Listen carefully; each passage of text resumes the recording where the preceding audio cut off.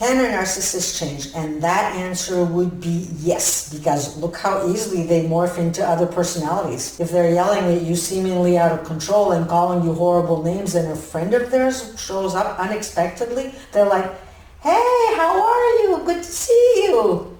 And, hun, would you mind making a pot of coffee? And you're sitting there thinking like, are you kidding me? There's just no way that you could ever turn 180 degrees like that if you yourself were emotionally out of control. The best you could do in a situation like that is be sullen. You can't skip from being completely emotionally traumatized to, hey, how are you? That isn't human. They can change, as in change their persona, because they are actors. The deeper question is, can they change from a place of love?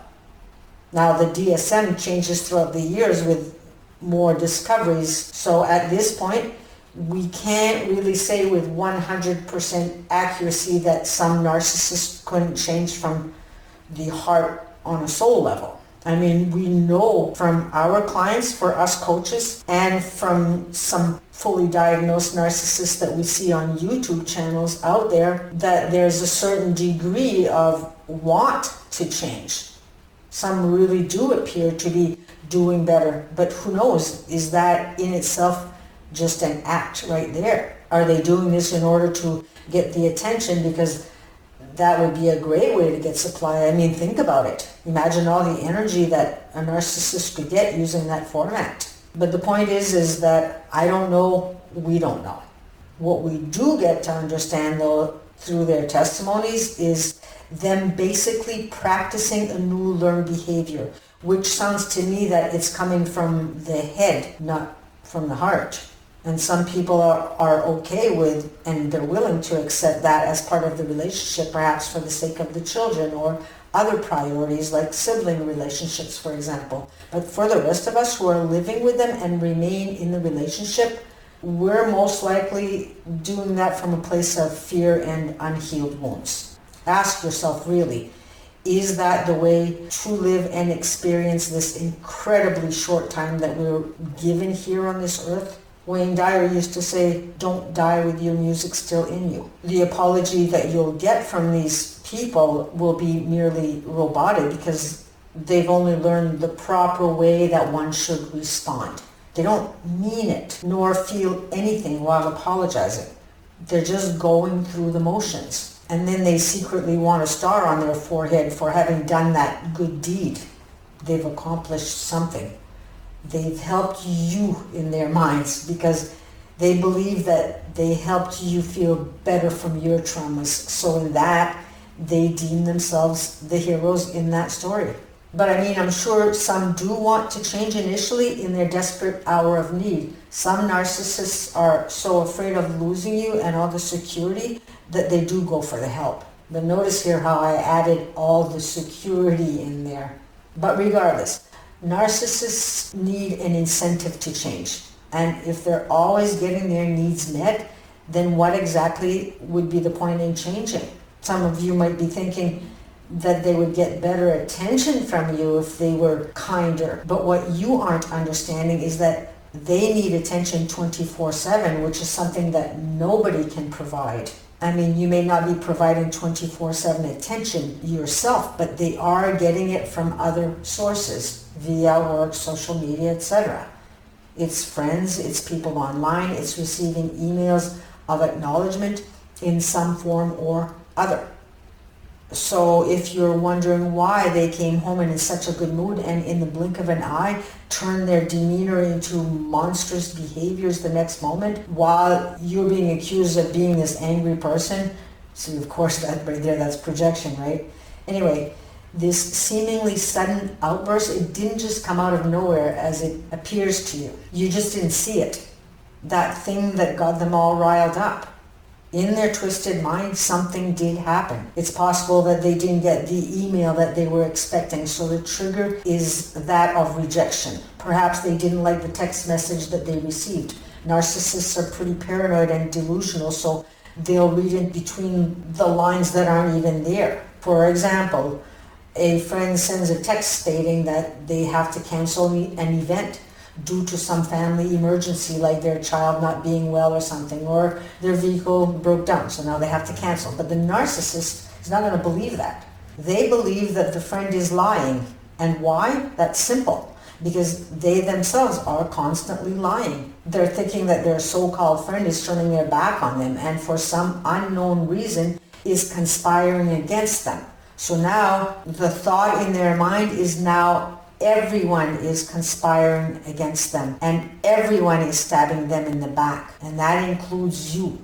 They can't be counted on and neither can you. So now they're really angry at you. The good mood that they were in minutes ago turned into venom inside of them.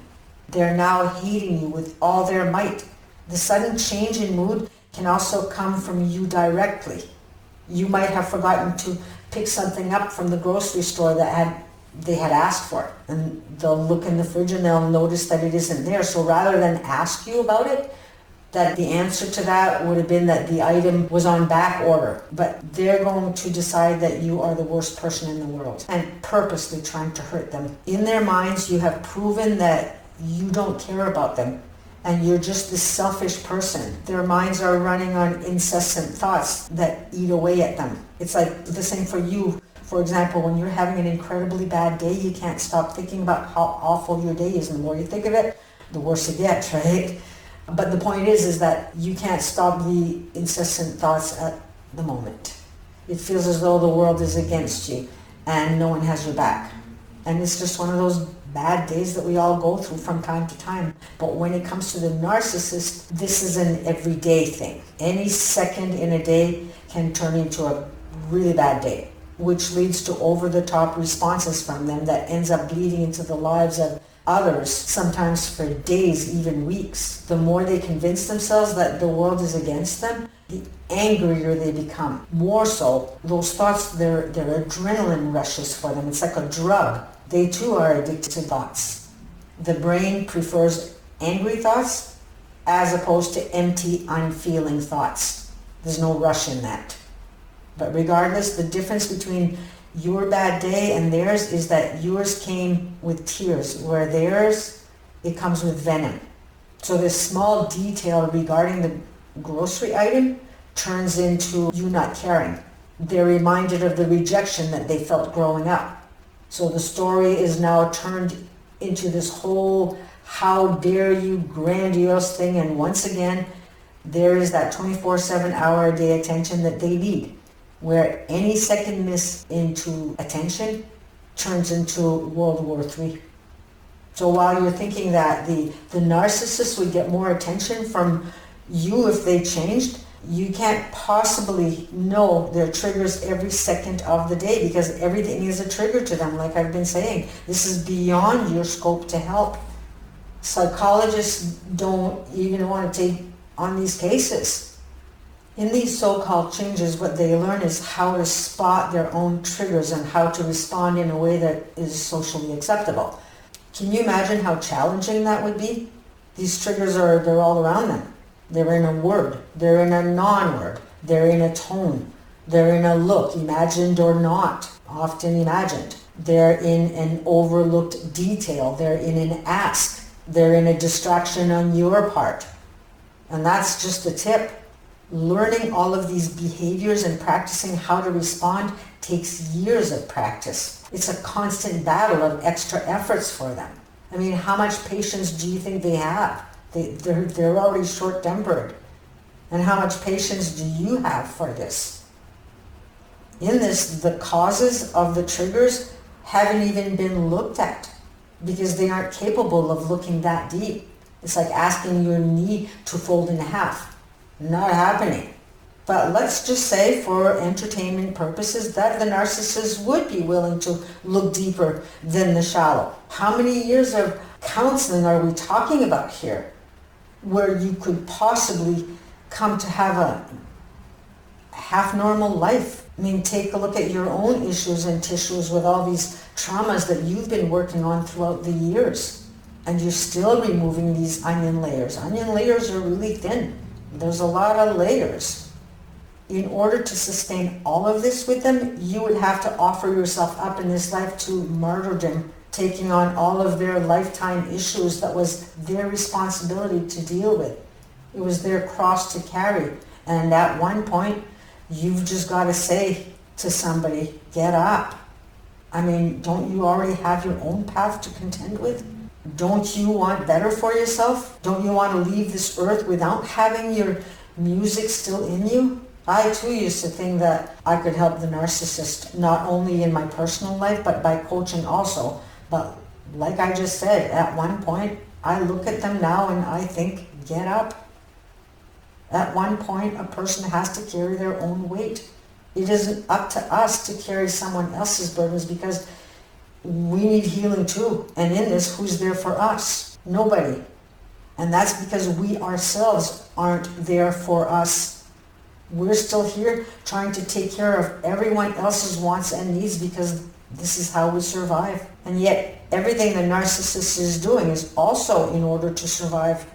They want to survive the pain that they feel from not feeling that they're good enough. They want to survive the pain of not feeling wanted. They want to survive the pain and fear that they feel over being abandoned. Now, take a look at these issues I just mentioned and turn the they into an I. Aren't you doing the things that you are doing in order to survive? Aren't you trying to survive the pain of feeling that you aren't enough? Aren't you trying to survive the pain of not being wanted and being abandoned? It's the same thing, just different tactics used in surviving.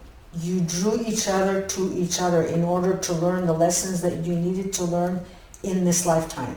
Being with a narcissist has been pointing that pain to you. It's showing you the areas in self that need to be healed. If, for example, you grew up loved and confident and one day somebody looked at you and told you that you had an ugly nose, you wouldn't flinch.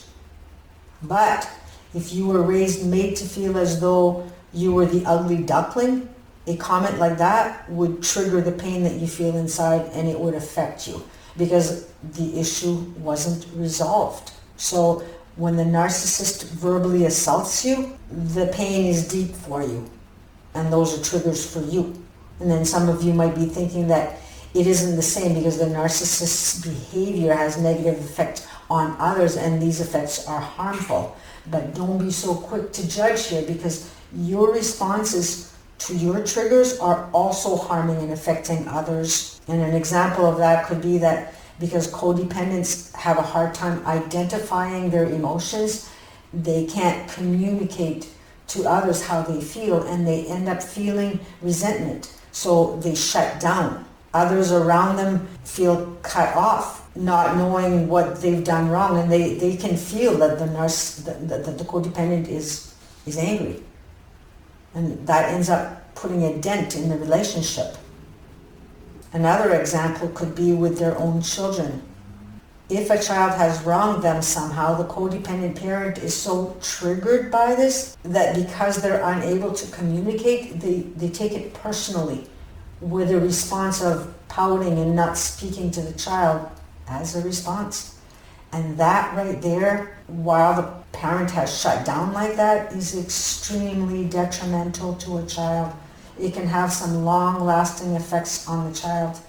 Another way that it can bleed over in the lives of others is sometimes a friend needs you to uplift them when they're going through something. So they come over and all you end up talking about is the awful thing that another has done to you, where that thing itself should have been addressed directly to the person that has done them wrong in the first place. So now your friend came to be uplifted, have her vibrations lifted, and walked away with her vibrations brought down. And I'm not saying any of this to bring anybody down here or shame anybody. We are all humans having our own experiences. We don't have ill intentions here. We're having these experiences to help us learn. Sometimes we find ourselves crying out to God why the earth beneath us is shaking, only to find out that it was God shaking it. I'm just saying here that at one point, we too have to get up. And when we do, we get to have a whole new world open up before us. If you're in a relationship with a narcissist, you are a strong person. because a weaker person could not have taken on a harsh life lesson like that. Use that strength to your advantage and turn it into not only surviving but thriving. You are enough, you are powerful, and you are capable of accomplishing great things. On that note, I am wishing you all a great week, and we shall see you in the next video. Oh, and please subscribe, comment, and or ding that bell. Bye for now.